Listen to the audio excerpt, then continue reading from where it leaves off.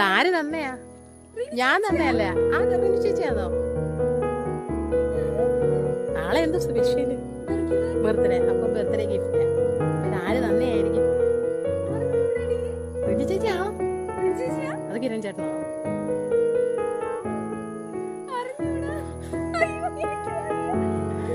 ഉറപ്പാന്നോ? റിനി ചേച്ചിയും ചേട്ടനും തന്നതാ.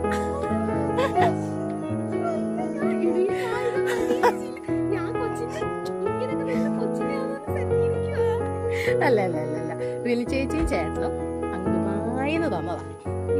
നാത്തുവിന്. എനിക്ക് ആദ്യമായിട്ട് ഇങ്ങനെ